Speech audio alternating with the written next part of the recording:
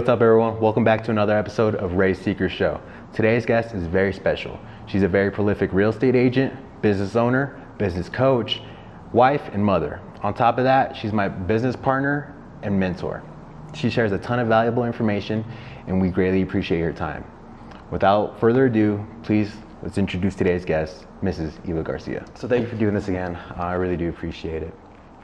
What this really is just a podcast to show people you go through all kinds of twists, turns, have all kinds of stories to tell. If you just stay committed to your goal, committed to the cause, eventually you get to where you need to be and where you are aiming to be.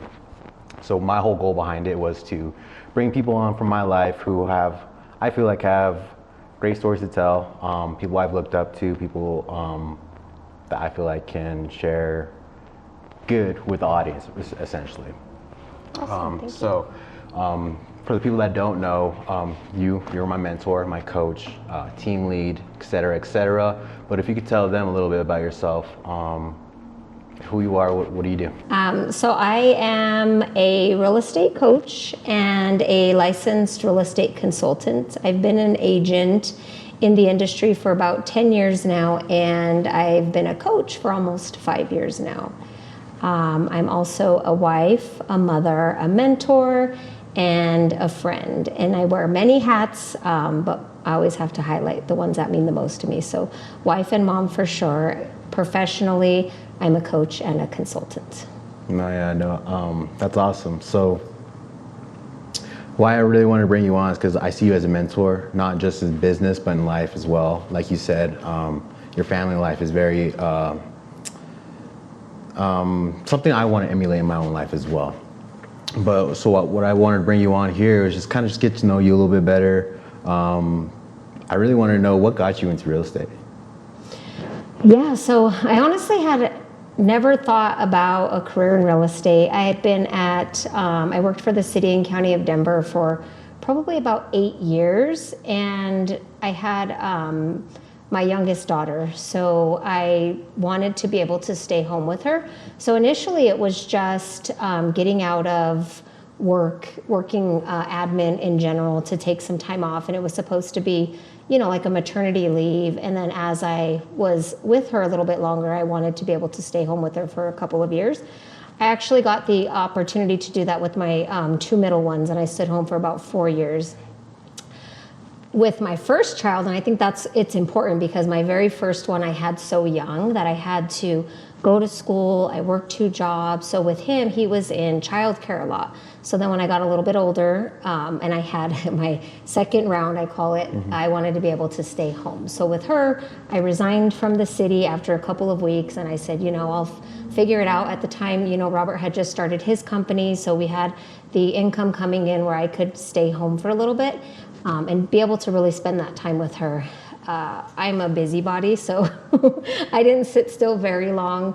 It was I want to say when she was like 3 months old, I decided to get my real estate license. And what really inspired me to do that is because my mom at the time had already flipped a couple of houses.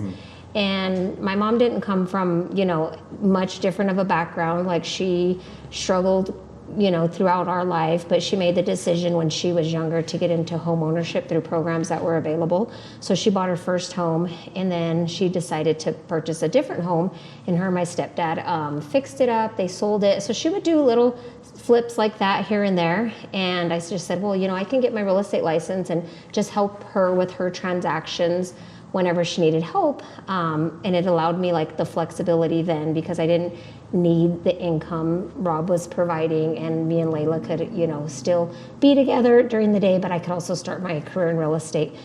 I think I realized very quickly that it was much more than just helping my mom. I honestly didn't even own a home at the time, so I didn't know what it entailed. And the more conversations I started to have with people in my community about it, I realized my cousins, my friends, my family, a lot of people didn't own homes, and they didn't even know where to start. So it became much bigger than just being able to stay home with Layla and help my mom with her flips.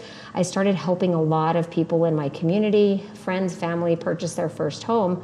And right now I'm full on career mode, but honestly, I didn't go full time with my real estate career until it was about until Layla was in school. So it was about 4 to 5 years into my career. Yep. Wow, a lot to unpack there. So yeah, you mentioned your youngest, Layla. I didn't know you got licensed after she was born. I thought it was before. Yeah, no. So she's 10 now. That's crazy. And it was right around the time or it was after she was born that I got licensed. Right after. Yeah. Yeah. Mm-hmm. And you mentioned you worked for the city of Denver, so you were doing a lot of admin work prior to real estate? Yeah. What else were you doing before getting into real estate? It was I've had pretty much any job under the sun, but that was my first professional job. It was admin, but it was a higher level position within the city. And prior to that, I'd done everything. I'd worked at restaurants, I worked at fast food places, I worked at, amusement parks, any part-time job. I literally Casa have Bonita. delivered, Casa Bonita. I've delivered pizzas, I've delivered newspapers. That's one thing about me. If I need something, nothing's gonna stop me. And I've worked jobs that you probably wouldn't even imagine. Like I said, my toughest job ever was at one time I was working part-time, aerating lawns, just whatever it took to get, to make ends meet. I was a young mom, and I was a single parent for a while, and I was never opposed to doing whatever it takes to make ends meet. So, and that's something I really admire about you, just seeing you in your day-to-day. You don't care. You are willing to do, what it takes and what's necessary, and that's what I feel like is sometimes it's just what's necessary to do. What do you feel like those roles, those jobs taught you before getting into real estate? Yeah, I think that you can learn so much from any job that you do. And we like to say how you do anything is how you do everything. Yeah. So whether you're working as a waitress at a restaurant, how I show up there was how I would get compensated. The harder I work, the better I treat people, I would be rewarded in that field, right? So it would just teach you to have patience. It would teach you to always provide a high level of service. Work ethic is super important, right? None of my jobs were honestly I don't want to say laid back as an admin job with the city, because that job was a lot of stress and hard work, but each position taught me a little bit more about maybe where I didn't want to be, but then also how to show up for people in the service industry and in general. And my admin job that I had was probably my worst job that I ever had. Really? And when I was thinking about resigning, I remember my mom, and even before I had Layla, I would say, I'm going to quit this job. It's so bad for my health. The environment was toxic. It was a tough job. I liked the job itself, but the environment was terrible. And I'd get sick all the time. And I told my mom, I'll literally drive a school bus if I have to. I'll quit my good job to do whatever it takes to just not be in this environment. And she was super upset. She was like, you took so long to get that nice stable career, and you can't let it go. You have good benefits, and you'll get a pension and all these things. And she was really upset when I resigned, and now she always looks back and says, that was the best decision you ever made in your life. So it was tough, but even then it taught me in the environment we're in now, I don't want to be in that environment. So that's why positivity and being motivated and who we surround ourselves with is super important, even in the team aspect. For sure. So you were working this admin job for the city of Denver. You were wanting to quit. Did you already have real estate in mind, or were you kind of just throwing out ideas? And it wasn't until after Layla was born where you're like, all right, I'm going to get. And how long did it take you to get licensed? I think I started when she was just 3 months old, and I didn't take it as serious in the beginning. I was doing it very part-time, but when I finally finished my course hours, I started in, I want to say it took me about 3 to 4 months to finish it. And although I say that wasn't serious, it was pretty quick because I had my newborn. And I remember literally sitting in a chair with her. I had my laptop up. I'm holding her, her bottles propped, and I'm taking my exams.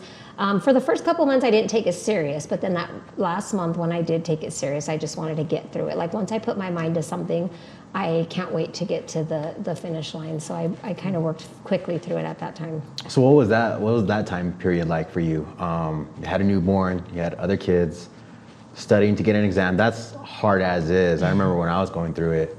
Talk about that time period in your life. What was your day-to-day like? What made you want to get serious about a career in real estate? Well, I think that I don't know that I wanted to get super serious with it. I just I'm the type that if I set a goal for myself, it started getting close to the end of the year and I said, you know what, I want to get this done. Like I set out to get this done, so I need to get it completed before the holiday season. So it wasn't necessarily that I wanted to go full force in my real estate career, and I had a lot of other things going on. I had the 3 older kids. All of the kids were in sports. So from, I'm taking them to school, getting Rob's lunches ready, taking care of the house. At one point, I had 3 different schools that I had to take the kids to, because one was elementary, middle school, and high school. So I'm like traveling. So most of my day was spent doing that. And honestly, that was okay because that's what I wanted to do being busy, at the time. And then it was the late night hours when I would really put my time for myself, because the family always came first. So then I would wait, until everybody would go to sleep. And in the evening, that's when I would start my studying. And then if Layla would wake up, I would put her with me for a little bit. And, but mostly it was just like the day-to-day activities of a stay-at-home mom. But I wanted to get done to tell myself, like, I can get this complete. You can achieve it. So I know you didn't take it seriously at first, and I always tell people this too. There's always the day you get licensed and the day you start to take your business, your role seriously. Yeah. What was your first like after getting licensed?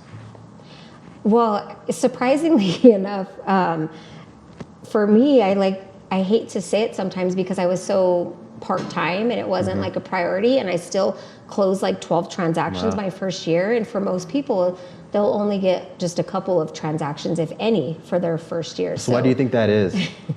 I think for me, it's just like that has always been my nature. Like I am never afraid to like talk to people.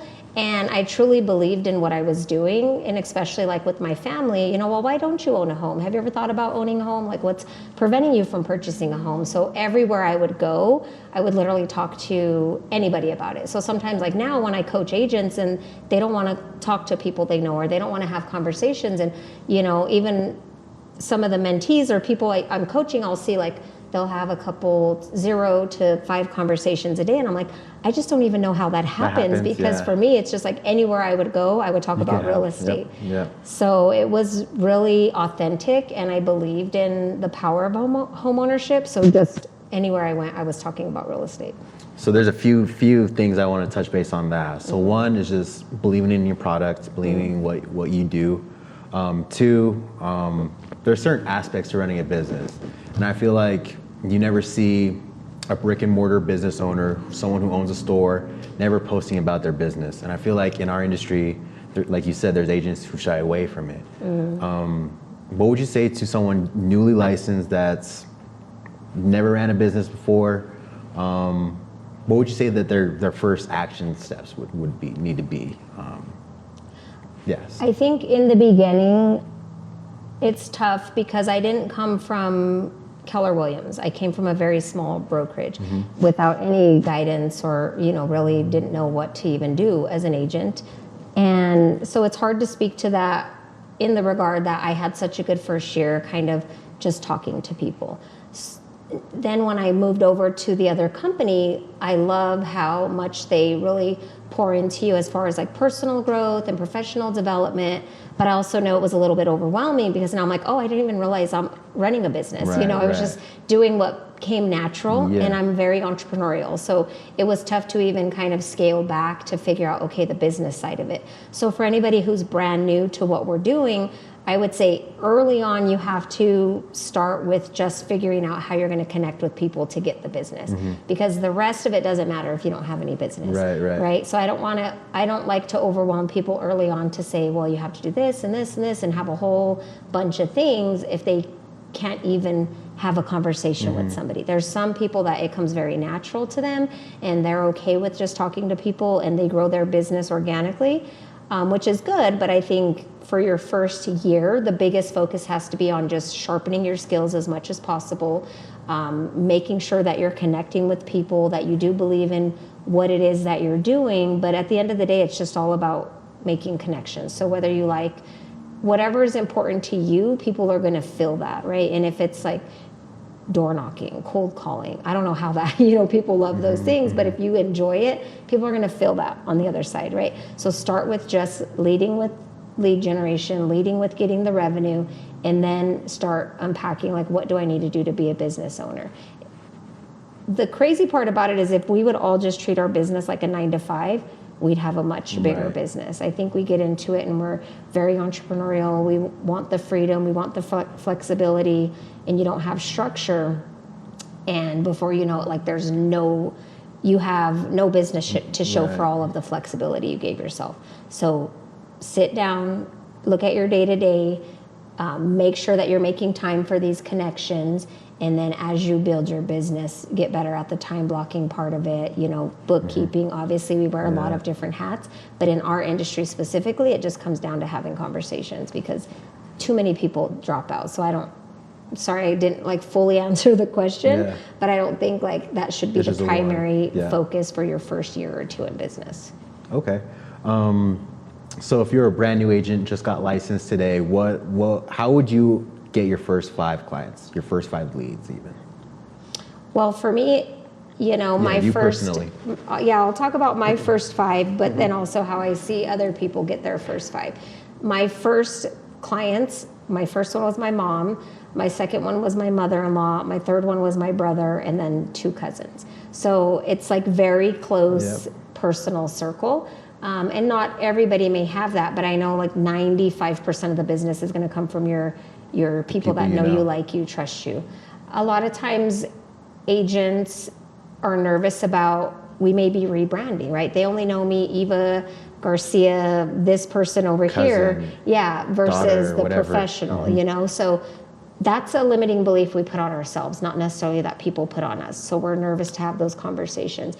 I'm always going to say it starts with having those conversations, whether or not you're ready to have them, whether or not you feel experienced, prepared, it has to start there. Because if you can't get those people to believe in you enough to be in this business, it's tough to have that confidence for yourself to get other people to believe in you, So I would start with writing down that list of the people that are the closest to you, the people that know you, like you, trust you. So if you were going to have a wedding, who would that list of people be? So start there, write that list of people down. The second group of people are going to be your friends, your family, your coworkers, people that you know from church. They still know you, but they might not be at your wedding. And then the third list is just going to be go through your phone, go through your email, go through anywhere you have contacts, social media, and ask yourself, does this person know me and do they know what I do? If the answer is yes, they go on your list. Do they know me and are at least open to knowing what I do? Then they go on your list. At the very least, you should be able to have 100 people on that list. With that, we should be able to get a 6% return, meaning 6 people, 6 pieces of business out of those 100 people. That doesn't mean that just because you have the list and you might text them or call them, they're just naturally going to do business with you. Right. It means if you connect with them, you pour into them, you keep in touch with them over the course of a year, they should either 1, do business with you, or 2, send somebody to do business with you. So it comes down to really creating that list and connecting with that list for your first year.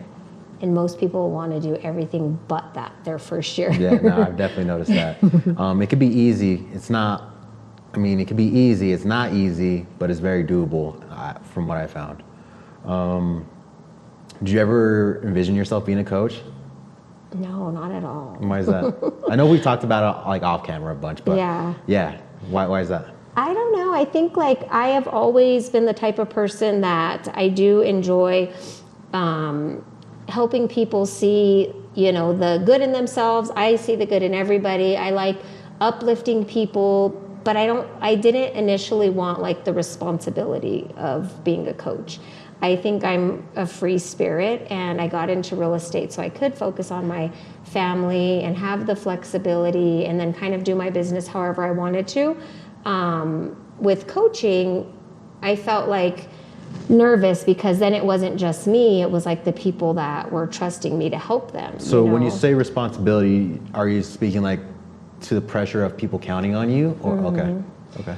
So when somebody, I truly feel when somebody hangs their license with us, when somebody partners with me, whether it's a mentee or on the team, I truly feel they're trusting you to help them build and grow their business. Right. And you almost feel responsible. If my mentees aren't winning, if the people that are closest to me aren't winning, then I don't feel like I'm winning. And at the time, I only had to worry about me and my family, and I could go out and do business, and I've never had an issue with that. But it is a much bigger responsibility, and I don't think people put that much pressure on me, but I put that pressure on myself, you know, that, okay, this person is really trusting me to help them build and grow their career, and it was intimidating. You know, I've always been the type that would on the sidelines, and it honestly came about organically. Like during 2020, I was on the culture committee, so I was, you know, in the office, and I could do events, I could bring people together.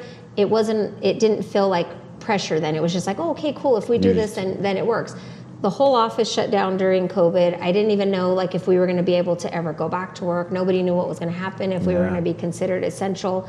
And even at that time with the committee that I was on, I would call everybody up in the office and just say like, hey, let's meet at the park. We'll sit 6 feet away. So you put things together. Yeah. Okay. Yeah. So I put like a lot of stuff together, and it just came naturally. And then when our coach resigned at the time, you know, they said, well, you've been doing a really good job keeping the office together the last couple months during COVID. Would you consider applying for the position? And then it was completely different. You know, when it didn't have something attached to it, it came a lot easier. Even like with my real estate career, I didn't have to like take it as seriously, and it came naturally. So I was a little bit overwhelmed with that. But long story short, I interviewed for it and went through the process, and here we are almost 5 years later. So how do you deal with that pressure of that pressure you put on yourself, one, but also just feeling like these people's business are on, you know, relying on me almost to an extent, or how do you deal with that? I think in the beginning it was a lot more pressure. I would, you know, really struggle. I would have, you know, sometimes I'd come home from the office and I'd be like crying and telling Rob about like all this stuff and, you know, what my agents are experiencing, and it took a toll emotionally. And then kind of just like real estate, you learn, the longer you're in something, you learn to, I don't want to say like disassociate, but you know, navigate it better. You just navigate it a lot better. And I took the pressure off myself. Like I know if I'm showing up as my best self and I'm doing as much as I possibly can for somebody, at the end of the day, it's not on me. So it was just removing some of that guilt also, but then not giving up on people is important to me. So you just kind of learn how to navigate through it. So I came from the coaching program, but for anyone who's not familiar with it or just familiar with the real estate world at all, could you explain what that coaching program looks like, what we aim to do for new agents? Yeah, so with our program, and I know that, you know, most of the time we joke about it, but when you get your real estate license, like there's nothing that can even prepare you for what a career in real estate is like. I didn't even have any clue. It was just, you know, taking my courses, getting prepared for the exam, and the exam has nothing to do with what a career in real estate looks like. So who you partner with after that moment, after you get your license, is really pivotal. I think what most people don't realize is there are companies that offer lots of trainings, but even taking it a step further, our coaching program, so if you partner with our office as an agent, you have access to a lot of different resources, whether you're new or you're not new, right? You have the marketing, the media, the training, like all of those things. But with our new agents, we take it a step further. We want to make sure that not only do they have access to the resources, to the training, all of the stuff that Keller Williams in general provides, but we make sure that we have a structure for how can somebody just show up to the office as a new agent and learn as quickly as possible and use the tools to get into production as quickly as possible. So really it boils down to, and honestly, when I took it over like 5 years ago, they would do a couple of times a week training. And if you had questions, you know, you can connect with the coach. He'd help you with your contracts. Well, looking back, I just really wanted to even take it a step further. So every year, I just constantly think about like, what can we do to make this program better? So now it's, you know, we role play a couple times a week. We have presentation practice where you're doing real life practice with other agents. We have trainings twice a week. We have orientations and business plannings once a week. It's pretty much evolved into like a full-time thing, whereas before it was just, you know, a couple days a week I would meet with the agents, and if they had questions they could ask for support. We have templates, you know, for their contracts. We're required to supervise at a high level, so it's just I want to take it a step further. I want to prepare them for the things that they don't even know they would even encounter are in the real estate industry. Sometimes they just don't even know what questions to ask. So we have a whole hub of resources of things that they can just use to build and grow their career. Did you go into the role knowing you had to have these systems and models in place, or how quickly did you learn that you needed to put these systems in place? I want to say it probably was a good 2 years before I actually had all of those systems in place. A lot of what I did in the beginning was just working side by side with the agents. It was just training them on how I did business, but then also lead generating with them. A lot of community events. So I think the reason that the program became successful without even the systems is it was just pushing us to have a strong community. Like, come into the office, let's partner, let's, have an environment that you can grow in. And it started moving so quickly, and I was so busy with the day-to-day work that I didn't have much structure in there. Structure with the calendar, yes, but not systems. And then I hired somebody to help with create systems for the program, so they did the hub and made sure all of our resources were in one place. So it took a couple years. What was the biggest change that you noticed after implementing those systems? And when we say systems, I guess explain that. Like, I'm talking a systematic routine, a schedule. Like you said, our coaching hub, which is like a hub with all these tools online that has anything and everything, any kind of references, all kinds of tools on there. What was the first thing you noticed after implementing them? Did you know, if anything?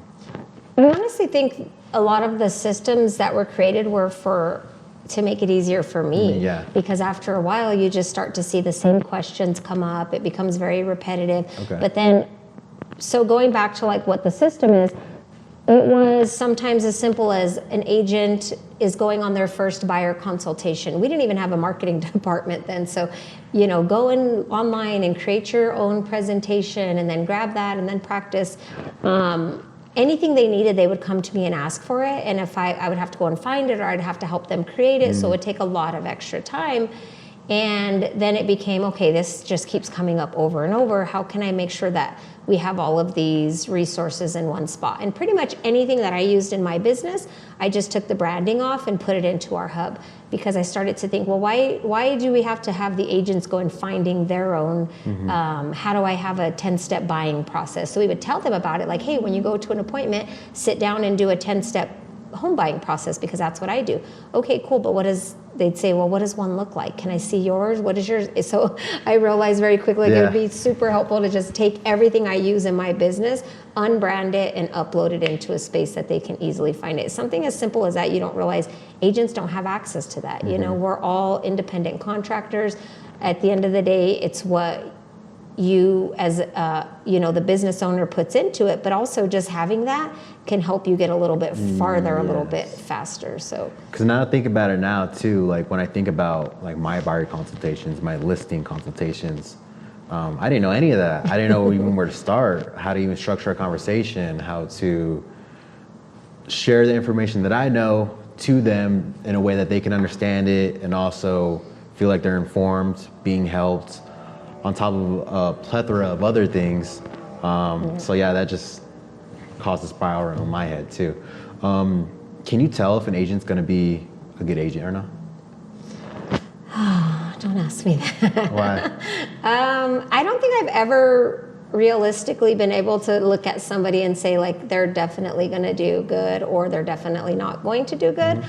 Sometimes you are surprised, and it's the ones that maybe you might not see. But what I usually see is like somebody who's outgoing but not so outgoing where they think it's just going to all come super easily to them, that are like super introvert but they're okay like doing the cold calls, doing the work. So it's tough because there's not really like one size fits all. For me, it's just like who's going to show up every single day and do the work until they get the reward, because it takes time and consistency. So we have right now on our board written out consistency beats talent every time. Like I don't know how many times I've met with people, and I was gonna say men, but I had to say people. Yeah. They come into the office like, oh my God, this is gonna be so easy. Like I was the top salesperson at Verizon, or, just like, wherever, and it is so much more than sales. So, although I respect what they've been able to do, sometimes when you just go into it thinking like, this is the biggest investment that people make in their life. Like, you can't just sell a house like it's Mary Kay. You know, it's like this takes a lot of, you know, knowledge and nurturing. Yep. So, you know, sometimes it is like the quiet people that are just consistent that are the ones that go further faster.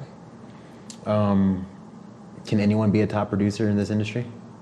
Yeah, I think as long as you're committed, you know, and again, if you're just consistent, that's the only thing. I think because we don't know what to expect when coming into it, most people just think they're going to get their license and going to start closing deals, you know, so people have quit their jobs, and I'll sit down with them. You know, I'm a very optimistic person, but I'm also a realist. And I tell them, like, do not quit your job. If you don't have a large savings coming into this, don't quit your job.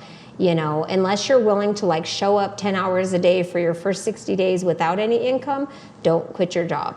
I don't even remember the question anymore. Can anyone be a top producer? Oh, okay. Yes. Consistency. Consistency. I think if you have the safety net and you have like, meaning another part-time job or a savings account, or like for me, I think back to why I did so well my first year, because I didn't need to close a deal. And I do think that plays into it. Allowed you to move freely. And I didn't. Without that pressure of having to close deals. Yeah. Okay. For sure. So I think if you're somebody who has that dual career, or you're somebody who has, you know, prepared and saved for it, then you don't feel as pressured and it doesn't come across as salesy. It's just passionate about what you do. And that's the way I feel now, because I am still dual career, have another job, but I do feel like it allows me to move freely. It allows me to detach myself from the outcome, and just allows me to better help my clients and really just advocate for them and act in their best interest. Yeah, which is huge, because if you don't have that, a lot of times, even if you don't mean it or intend it, it does show up in your business if you're depending on that one transaction, for sure. And I think when I even think back to like creating, you asked me about the program and the systems and being a coach, I think I mentioned earlier, like anything I take on, even if it wasn't something that I initially wanted to do, if I take something on, I'm going to give it my all. Whether it's a volunteer position or, you know, the coaching position, I'm going to give it 100% of me. So when I started looking at it, although I had success early in my career, I realized that 87% of people quit in their first 2 years. 9 out of 10 people quit in their first 2 years. And I took that to heart, because I said, if I can just help one more, and then just one more not be the reason that quits this industry, and really look at what that coaching position looked like and the resources. Like, I took complete ownership of it, even though it is something that's just kind of handed to you, and just like an agent, like, here's this, now you make it your own and take it on and figure it out. That became something that I was really passionate about. Like, I don't want to have 9 out of 10 people quitting if they're in our office, and we still do have a large attrition rate, but I know that ours is a little bit less, and it'll never be the resources or the training or the support the reason why they don't make it, right? If it's their own reasoning, then yes, but I wouldn't feel good being the reason why they didn't make it. And I could have very, very easily been that person the first 2 years if I was depending on, you know, the career. So I just took that and, you know, I ran with it, and I wanted to make sure we had everything that our agents needed and then some. Is there a certain field of work, a certain personality type that you feel like breeds the best agents coming into the business? If you could pinpoint anyone. I think we have so many people in our office that have all come from different backgrounds. So many different backgrounds. That's why I love the office. I feel like it's very diverse, and so many people from different backgrounds. And my biggest takeaway from it is that really you just gotta use what works for you. Really, however that is, you can take as many ideas as you can, but really you just gotta figure it out for yourself. Yep. Yeah. And whatever you do it with 100%. Yeah. Because if you try 5 different things and you're giving them all 20%, it's going to show up, you know. I do think we start with our database for sure, but I don't think everybody has to stay there, or that has to be their biggest thing. So, but going back to your question, it's just, there's literally, you know, physical therapists in our office, attorneys in our office, there's, you know, people with just, bartenders, service backgrounds. I personally have a high school education, so I know that that's what I love so much about this industry is before, no matter how hard I worked, I probably was just going to earn the same amount of income at my previous position.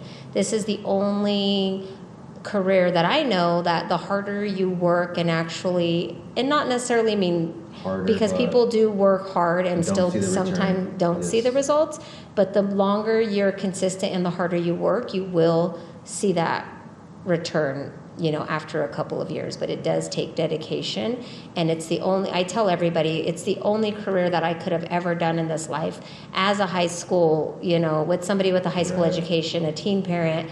And that's not to speak down about me, because I know I'm smart, I'm talented, I show up, but that's the only career that I could have ever done to allow me to have, multiple six-figure income, to have the freedom that I do, even if it's a different type of freedom. Mm-hmm. There's nothing else I could have done in this world that would have allowed me to be where I am today.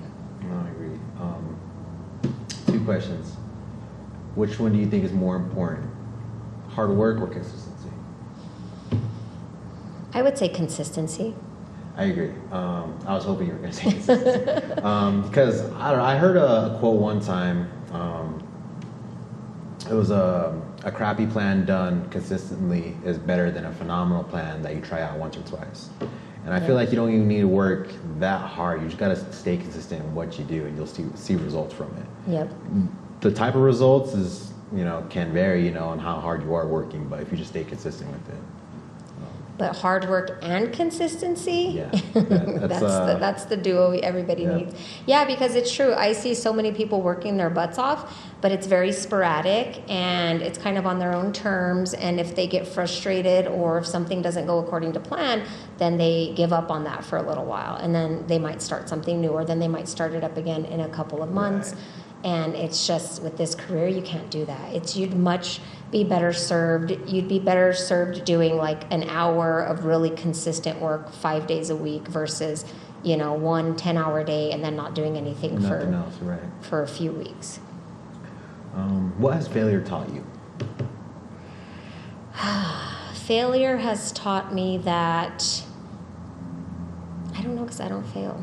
Just kidding. I love that mentality. Yeah, I agree. Don't ever take anything as a failure. I feel like it's all lessons at the end of the day. I think like you fall down. The only time you fail is if you quit, if you give up. I think like I have fell down so many times, and it's taught me to be resilient, and it's taught me to be humble. But I just don't see it as a failure unless you completely quit something, then it's a failure, Wow. I see it the exact same way, actually. I feel like everything always works out in the end. If it's not working out, it's not the end. And failure, really, what is failure? It's just a lesson at the end of the day. You can always draw some sort of positivity from it. Yeah, and I think honestly before, just to be honest, I think I was more nervous about failing earlier on, when I was younger, and I would be too embarrassed to even try things. What was failure? What would you consider failure, though? I think like early, because I had worked in my real estate career early on, everybody I worked with, like I knew them, and it was people I had relationships with. So just even something, when I started, I took that training Bold, and honestly that was one of the biggest life-changing trainings that I took, but it would encourage us to talk to people we didn't know, like expireds or for sale by owners, and that was something I'd never done. And I was so nervous and so like embarrassed to even have a conversation with somebody I didn't know, because I didn't want to fumble my words. I was so afraid of what they would think about me. So failure in that sense meant I wouldn't even reach out because I was so nervous about what they would think about me. Everybody else that I knew was always receptive, but it was talking to people that I wasn't comfortable with, or I didn't identify with, or hadn't been around. I would just not do it. So that to me was failure, because I wasn't trying. Right. And then I just kept, I would embarrass myself. I'm like, you're just going to have to get over it. If you ever want to get further than just what you're currently doing, you have to get comfortable talking to people that you don't know. And I went through that training, and we were forced to like stand up in front of a group and, talk about things that were very personal to us. And it really helped me get over the fear of talking to people I didn't know. Do you ever still get that feeling of just nervousness, kind of getting Talking to people you don't know, or Yeah, I still do. How do you get over that? I don't know. Yeah. I don't know why it's always been something I struggled with, and you wouldn't really think it because I speak in front of so many people now. But even when somebody calls on me in a group, like I get very nervous. My heart starts racing, and hopefully you can't tell, but I get very shaky, and I just kind of like. I honestly can never tell. That's crazy that you're saying that. I still feel that way too, but at the end of the day, I always just got to put it in my mind that honestly, people don't care if you stutter. People they really don't. Yeah, I know they don't. They probably don't even notice it. Yeah. And I still feel that way from time to time, but once I put that in my mind, like And I don't think I really get nervous about what they think of me. I did before, but it's just a fear of speaking in front of people. I don't know why. Because I do tell myself that, like, you prepare more than most people. But for whatever reason, the minute I get up to speak, like, it's a fear I have.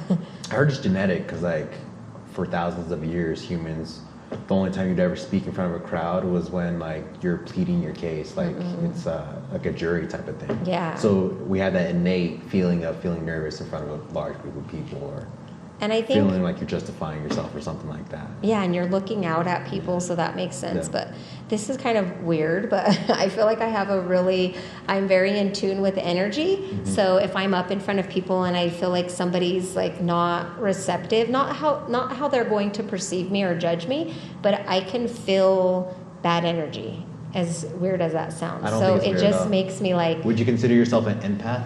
Yeah? Yeah. How do you feel like that's benefited you in your life and your career?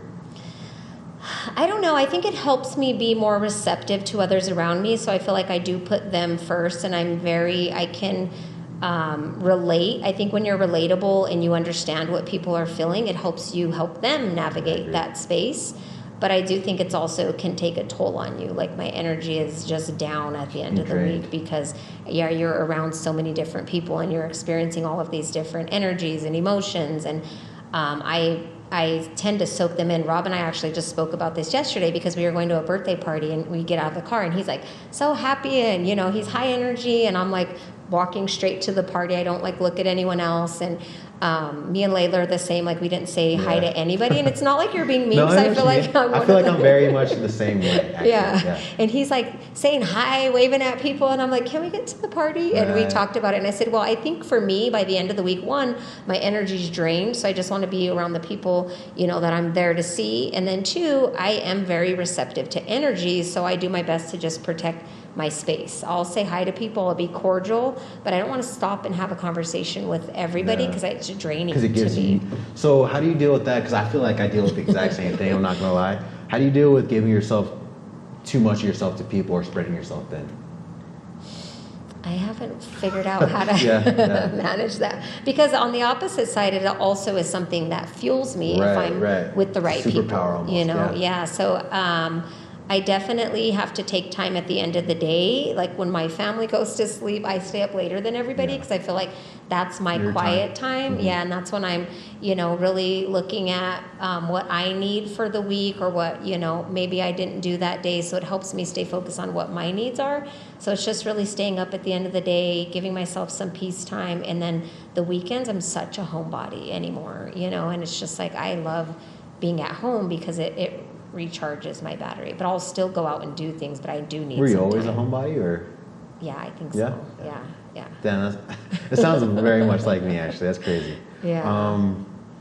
But it's weird because I could go anywhere and I can interact with anyone. I'm like, I feel like I'm fun and we have fun when we're out, but it takes a lot for me to want to be out. And then when I'm home, I'm like in my happy glad space. To be home. Yeah. That's exactly how I feel. What are you most passionate about right now? I think what I'm most passionate about is really just creating a space within our organization, meaning our team, to help everybody succeed in their business. I think like we've partnered with some really great people, and there's nothing more than I want for each and every person to be successful, whatever that looks like for them. I think for me, I know that I'm going to, even if it takes a while, like I know for me, I'm always going to be successful. I'm to the point in my life where I can lose it all and get it right back. So I'm not as focused on myself. I just want every single person on our team to hit their goals and to be at peace. Nobody will ever fully be at peace, but I think that's going to make me feel really good when we are all hitting our goals, when everybody's at peace with whatever is going on in their life. So just living through others is a big thing. In the beginning, I was passionate about making sure my kids' life was okay, and I feel like I've done that, and I feel like same thing, like their lives are always going to be okay in one sense, right, financially. Right.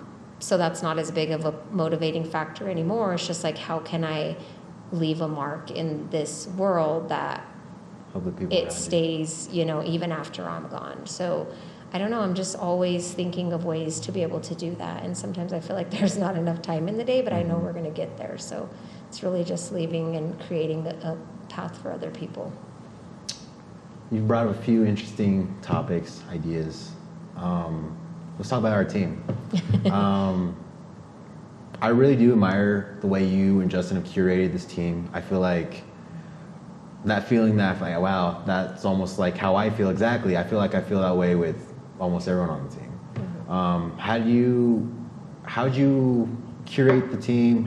What do you attribute to that? I guess, how'd you make it to where it's a good energy? I feel like we're all so alike. We all get along very well. Yeah. What do you attribute that to? Well, I think failing forward, right? That was something that I had to learn through because I didn't intend to have a team initially. And going through the coaching program, I wanted to give that 100% of my time. So my clients were kind of taking a little bit of a backseat, which I didn't feel good at, because I want to figure out how can I service my clients to the highest level and how can I service the coaching program to the highest level. So initially it started off just me handing off clients, like, hey, I have a client, can you work this deal for me? We'll work it together. So that turned into you should start a team. I didn't follow the model. They tell you everything you do, you always think, okay, I'm going to be the one person that doesn't follow the model and it's going to work, and that didn't go over so well. So in the beginning, I always think the people that I partnered with in the beginning, it was a learning lesson. They are all good people, but sometimes you just can't work with everybody. Yeah. Their personalities might not be different. The way you interact might not be healthy. So we didn't really follow a process, and it was just a bunch of us hanging our license together and trying to do the whole team thing. So after probably 2 to 3 different versions of a team is when I stepped back and I said, I'm going to do it the right way, just like they tell you to. I had to go do some additional trainings, something called career visioning, and it started off just following the process. And we use something called a KPA, a Keller Personality Assessment. And it helps give you insight into that person's personality, because at the end of the day, I think that's the biggest thing that we need, is for us to all be cohesive, like-minded, positive, and we'll feed off of each other. So I did that process the right way the second time. I started with 3 people, and I said, this is it. I'm not growing anymore. And I think naturally, we all have relationships in the office, and people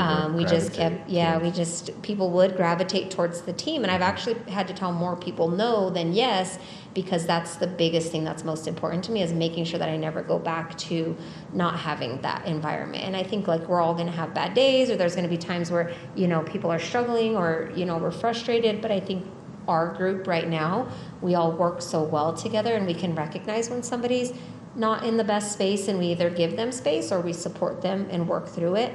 And at the end of the day, if you create that type of environment for people, they're going to feel comfortable, they're going to be at their best self, and it shows up in their business. I lost my question. But I also think, because I am very entrepreneurial, I did bring in a partner, and that partner helped balance out the things that I was lacking, because I could have been ego driven, or no, this is mine, I want to stay in the direction that I'm headed. And I feel like for us, we're all so different yet alike, and we all bring our own positive aspects to the team. So when I think of the team, I know it's cliche, you always think oh, you have the team lead and then you have the team. I'm no, our team is just a group of people all pushing to hit their goals. It doesn't feel like I'm the team lead. Yeah, sometimes I have to be the one like organizing a And calendar. I feel like we all bring different pieces to the table too. Yes, like and everyone has their everybody's strong like suit. so, and you all bring such positive things that we all feed off of each other. But going back to that, I think I've always been a good, somebody to help push you along, and I have the systems and the back stuff, but then I didn't know how to keep people accountable. So like bringing in Justin as a partner, he was the one that's like, okay, we have to stay focused on the numbers, we have to be accountable, so it balances out my side of it as well. How important do you think that is? I guess so the way I see it is that there's a culture side to it almost, and then like a back end, numbers, accountability side to it. Yeah. Which do you think is more important? I think you need both, and maybe not everybody has that both sides, and that's why maybe not all teams are successful, but I really do think you need both sides of that, because I could be all culture and all, all of the things, but if I'm not holding anybody accountable, are they going to always hit their goals? I do think like it's up to the agent at the end of the day. If they're motivated enough, they don't need accountability. I think accountability is just something we tell ourselves that we need. At the end of the day, we have to hold ourselves accountable. And it's still important, because if we're going months and months and months without looking at our business, without looking at our numbers, before you know it, you're too far gone to even catch up. Yeah, so I do think that's important. But then I look at like how good Justin is with that side of it, and he doesn't have the ability to bring like the camaraderie, the culture, the team environment to it. So it really balances, each other out. So for a young team leader who, let's say they are starting to needing to leverage themselves out, starting to get really busy, what's a piece of advice you would give them? I think just doing things the right way saves you time, and you always think you're going to save, you're going to be the one that can do it however, but if you actually follow the model that was put in place, go and do the career visioning, go and learn about what that means, because it is a big step to take, and you don't realize how much actually goes into creating that team. So step back, really assess, what's important to you, where do you need the leverage at, who's your ideal person that you want to partner with, and then follow the model for creating a team. We wrote the book on literally how to create a team, and not everybody follows it. And after, you'll hear everybody say like, we, failed forward a couple of times before we actually followed the model. I think if you can pause and start there, you save yourself a lot of time, energy, and money going forward. So for anyone looking to start a team or really just refine the systems and models within their existing team, how would they go about that? What's something they can start with, whether it be, reading The $1 Million Real Estate Agent, or just, I don't know, something where they could start with. You mentioned the career visioning. Mm-hmm. Yeah. So we have that training called career visioning, and it goes over 30, 60, 90. So what does the first 90 days of that team building look like? It talks about the Keller personality assessment. How do you even break that down into the 5 interviews that you do? That in itself, that career visioning takes you through everything that you need to know to create a team, or to even leverage. Let's say you don't even want to create a team, but you want to figure out how to start leveraging with your TCs or with admin. That will take you through exactly what to do. You heard it here. If you're a team, talk to Coach Prime. All right, let's round out with some fun questions. Okay. What's something that you've experienced that I should experience? Like in life? Just in life in general. It can be anything. Something you've experienced that you feel like I should experience at least once in my life. Well, I think traveling for sure. When I was younger, I didn't travel at all. I was terrified of flying. And now, even if it's just getting away for a quick weekend, you just see lots of different places. So I think everybody should do that. And surprisingly, like a lot of people don't do that. There's a lot of people in my own family that they won't ever leave the state of Colorado, and I think that is a big part of life that everybody should get to experience. To experience different parts of the world? Mm-hmm. Well, and I've only left the country once, so Really? I still have some traveling to do. So what's on your bucket list for places you want to travel? Greece for sure, Italy. I think those 2 are top 2. The only place outside of the U.S. I went to the Bahamas and I went to Mexico, so 2 places. Didn't you go to Canada too? Oh yeah, I did go to Canada. Thanks for the reminder. Yeah, I forgot. We went to Detroit and I took my passport and I crossed over. Good old Detroit. What are 5 dinner guests, dead or alive, that you would have for dinner, and what are you all eating? Oh my goodness, 5 dinner guests. Dead or alive? Could be anyone. Friends, family, past, present, dead or alive. I feel like for me, I don't have any famous people, that's for sure. I think I would just do like family members that have passed. So me, my mom, she's still here, but she would definitely be there. My grandma, my 2 grandmas, and my grandpa. So my mom, my 2 grandmas. God, I need a bigger guest list. Your mom, your 2 grandmas, and your grandpa. You got one more. Oh, I got one more? Yeah. Oh, who would be that? Who would be the lucky one to sit with us all? Probably my dad. I think because if I'm bringing my grandparents, like I would want to sit there with both my... Sorry. Yeah, I'm sorry.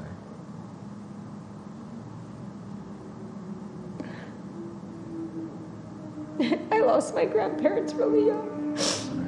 Sorry.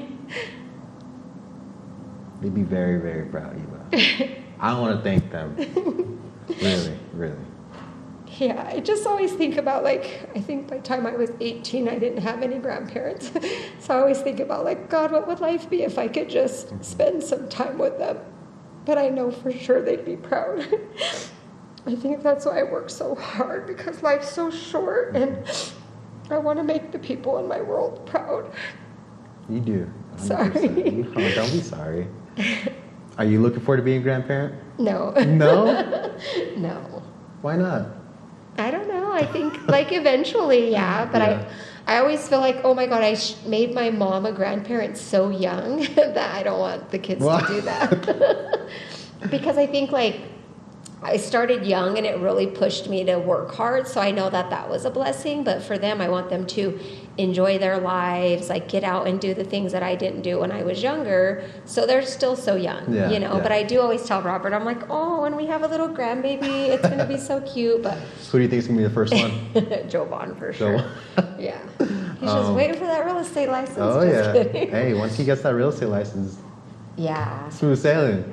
But I'm so busy. I started so young with my kids that my whole 20s was just being, you know, a mom. Yeah. And then now I'm like really into my career right now. So I know that once that happens, then I'll have to take a step back again. That's crazy because, as you know, my mom was a teen mom too.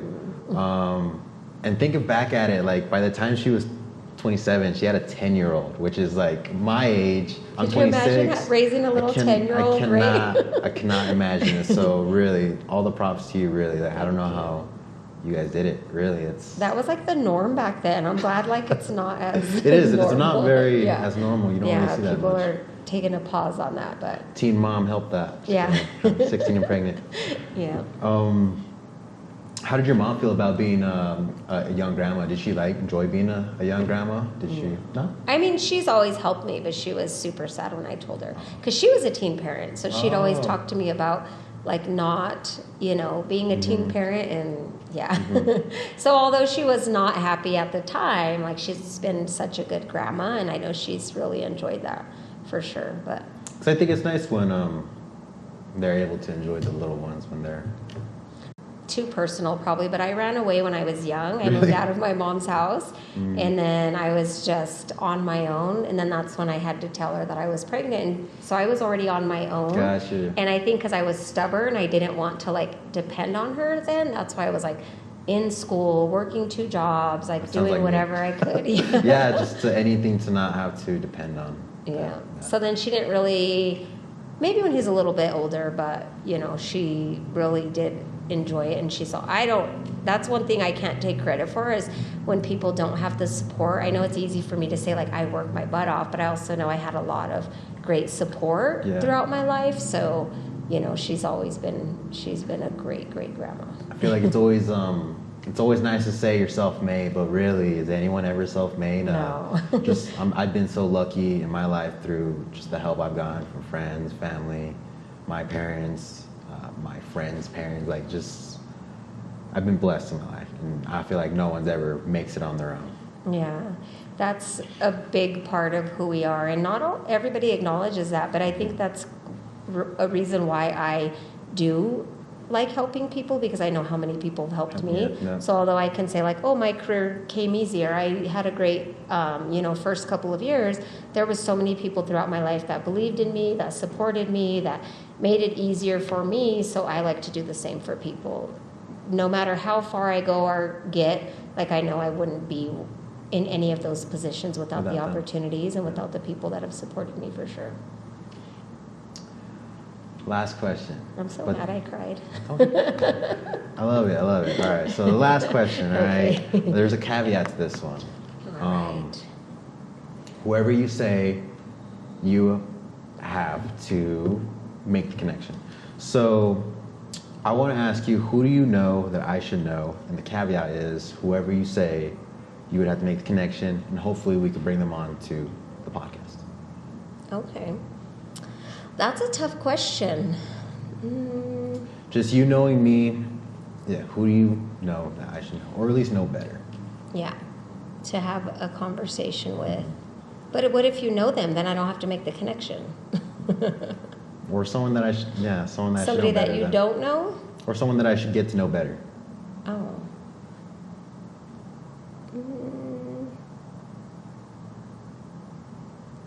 I would probably say Justin.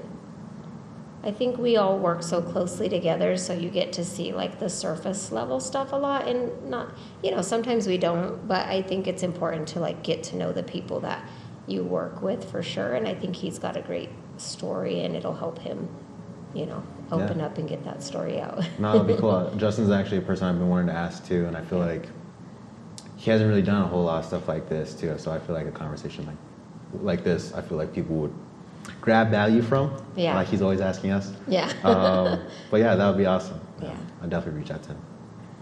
Any last statements, any last words you want to tell the people? Your mentees, your family, anyone? What do you got going on right now? What I think that I would like to say to anyone, right, is just whatever you do, do it with your whole heart. You can literally go anywhere that you want in life with the right attitude, with the right mindset. It may take some people a little bit longer. It may take a little bit more work, but you truly have the ability to do whatever it is you want in life if you put your heart and your mind to it. Always believe in yourself. If you don't believe in yourself, find people that believe in you in those moments that you don't, and just don't be so tough on yourself. Life is super, super short. Enjoy what you can, but also make every moment count. Perfectly said. Perfectly said. Where can they find you? Pretty much everywhere. Just kidding. I would say like Instagram. What's your Instagram handle? Eva.marie.garcia. You got one of those long ones. I know. I'm going to have to change it. Facebook. I'm old, so Facebook is like where I live. I'm trying to get better at Instagram, but Eva Marie Garcia on both. Awesome. Well, thank you. I really do appreciate this. Thank you. Means a I lot. appreciate your time.